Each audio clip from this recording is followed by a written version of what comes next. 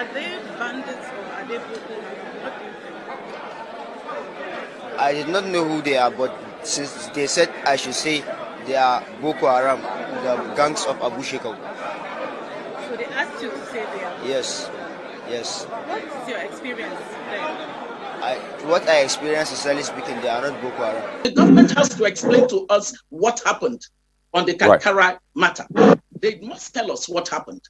They haven't told us. There is too much murkiness around this. There's a lot of monkey business that they need to explain to us. Is this government trying to shore up its credibility by pretending that an abduction happened and then they got the children back? This would be too, heinous a thing to do to young children.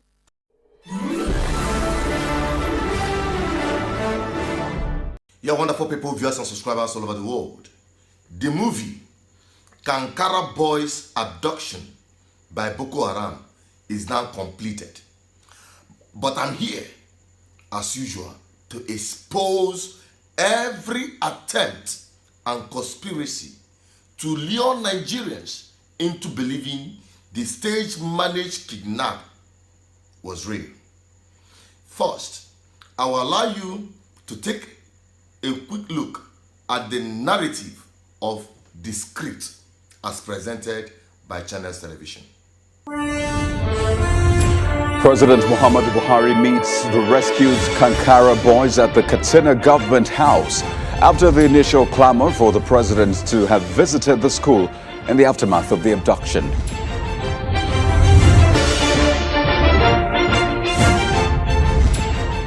And now that the boys are back, there is renewed hope for the Bring Back Our Girls campaign. And tonight, we'll make a case for the still missing Chibok girls and Leah Sharibu. What are their chances?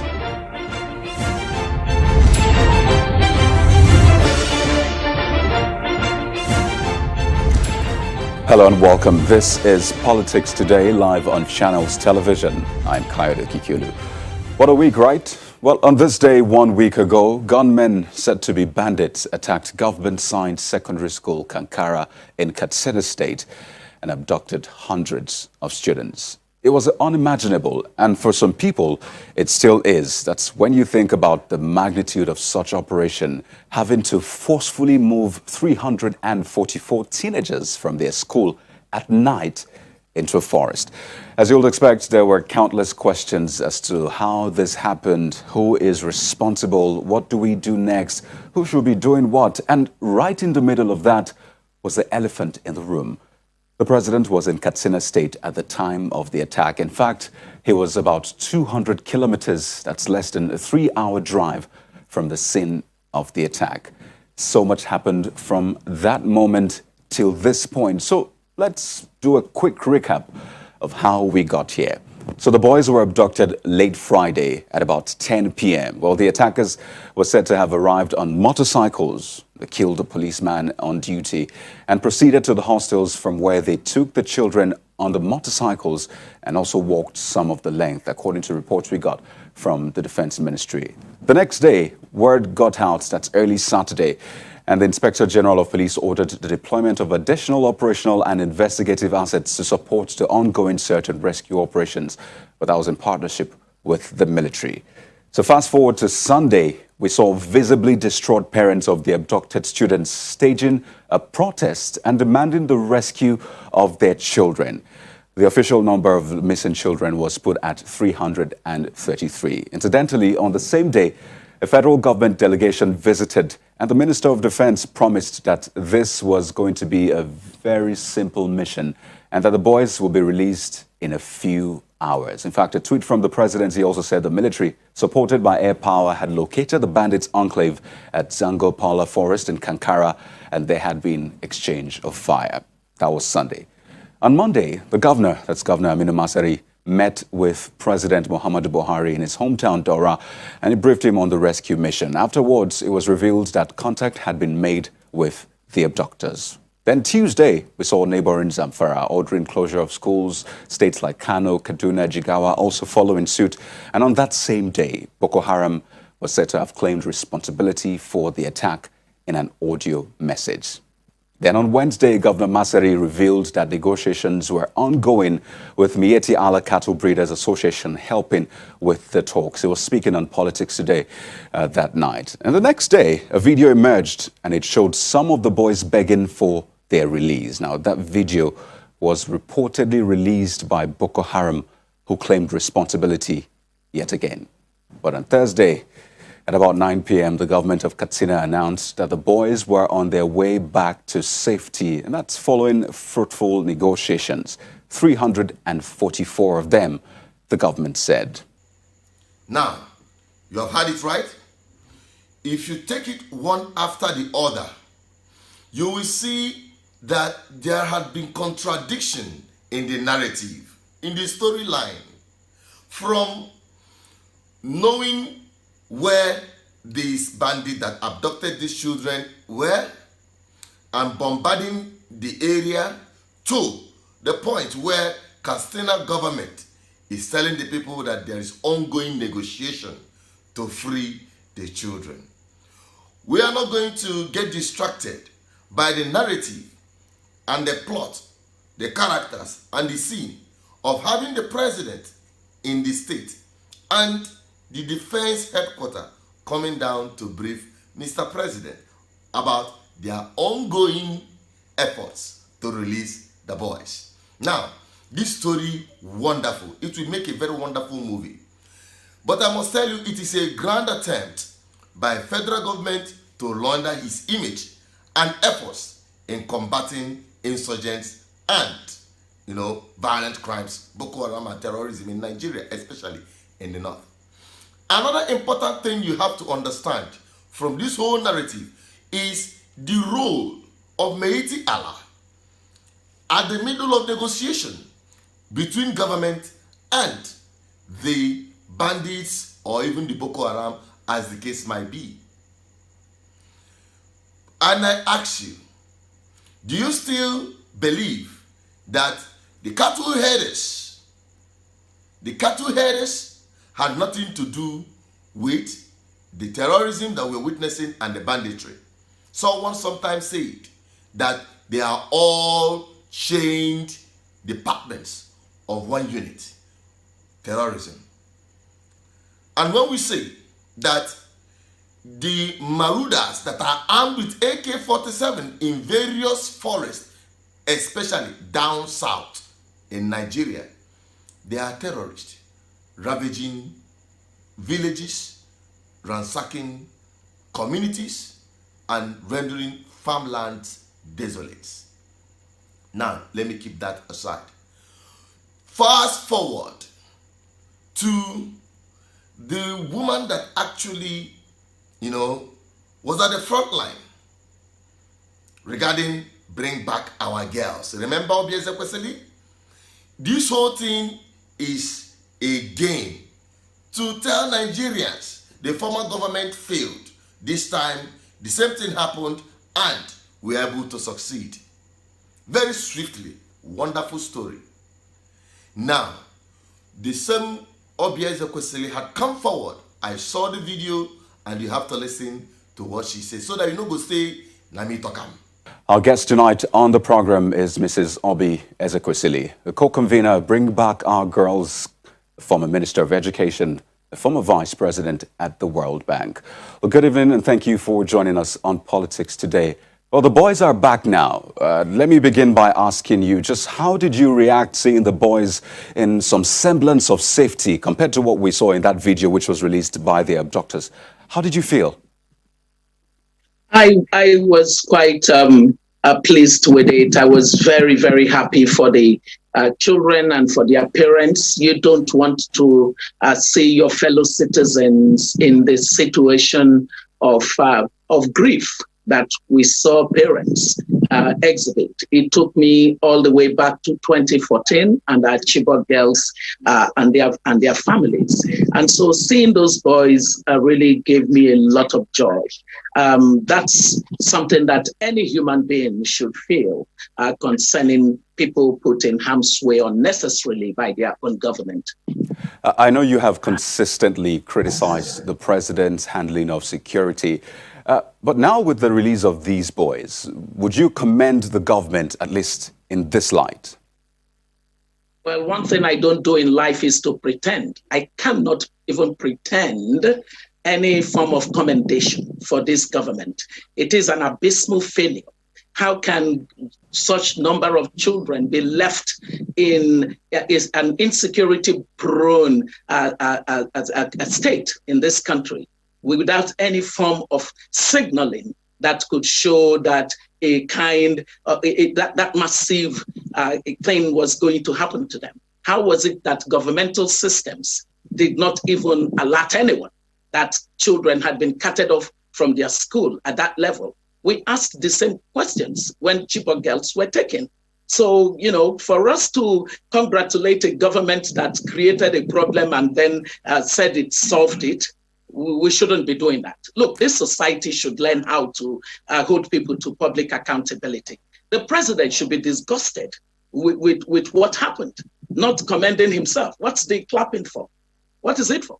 Those children were put in harm's way, and now you say you've rescued them? Oh, maybe the president sent the young men on an excursion to terrorists, and now he probably has a lifeline to terrorists so they can release children at will to him. He needs to tell us exactly what happened with the Kankara case. There is a problem here. This country should not be taken for a ride by President Buhari and his government. This is very unbecoming. And the whole world is laughing at us. They think that we're jokers. Did you see, many countries didn't even bother to show that anything had happened in our country because they felt like, who are these people? What are they doing to themselves? So let nobody ask anybody to clap. The only thing we should do is thank God for those children and their parents. They shouldn't, do this to little children. They shouldn't. Now, just to get clarity on a comment you made earlier, when you said that this problem was created by the government, this government, in what context were you speaking?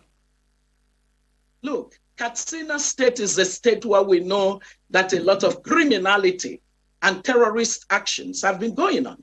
How can you have, they said that there is a military outpost some 60 kilometers away from that school. How can this kind of a thing happen to those children in a state that's vulnerable to terrorist incursion? And there is nothing. Those kids were just there on their own, lying down there waiting to be carried. And how do you carry them? And for the length of time that you supposedly said they were taken, and nothing happened until you now reported they were taken. And by the way, remember that the same presidency said to us, oh no, only 10 children are missing. What are we supposed to believe? There's something wrong. Something is really wrong. And if people don't want to say it, oh, trust me, I will say it. Because it really has never mattered to me who is in office. The issue of governance is important. And we must be, totally clear in our minds that when it is not being done well, our voices must speak up.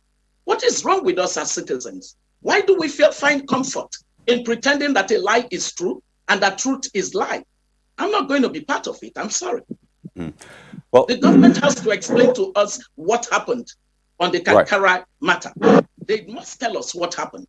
They haven't told us. There is too much murkiness around this. There's a lot of monkey business that they need to explain to us. Is this government trying to shore up its credibility by pretending that an abduction happened and then they got the children back? This would be too, heinous a thing to do to young children.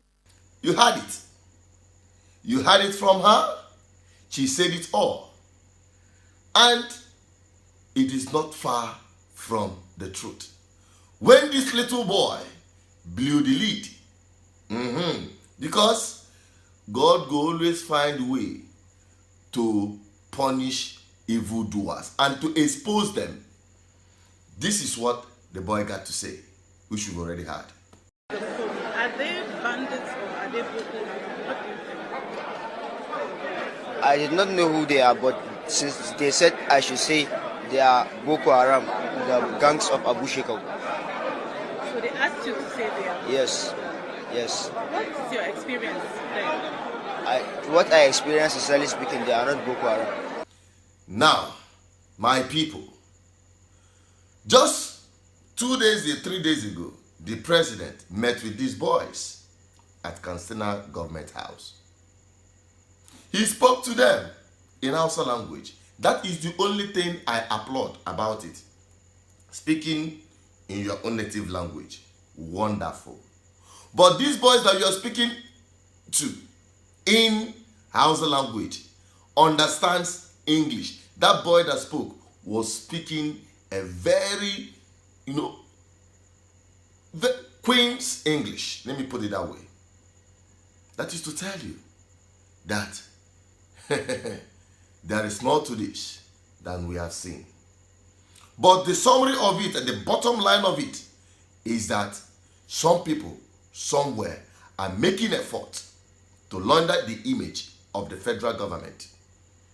The presidency is making efforts to tell Nigerians and to showcase Nigerians that the president of Nigeria is on top of the game. But let us not make assumption. There is strong suspicion that the president is completely mentally incapacitated to handle the Nigerian situation as we speak. I said suspected. Ku yara kun yi sa'a. Ina fata a wannan makaranta da kuke zaɓaɓɓiya ce ta ilimin kimiyya. Ku mai da hankali, shi ne zamani, ba wanda ya karanta tarihi ba ko turanci. A waɗanda suka yi kimiyya su ne za su fi samun aiki a nan gaba. Ina fata wannan abin da ya same ku yi ƙoƙari ku manta da shi, ku duƙufa a kan neman ilimi. Daga gida nake yanzu. Ni mutanen Filato, wato mun ci muna wasa da su mu Fulani. Good. So, that is it for now. You have heard it. I don't want this video to be too long, although I can't promise that this is not going to be too long, as we are responsible to ensure that you get the informations raw, undiluted, and uncensored. You can't get it anywhere.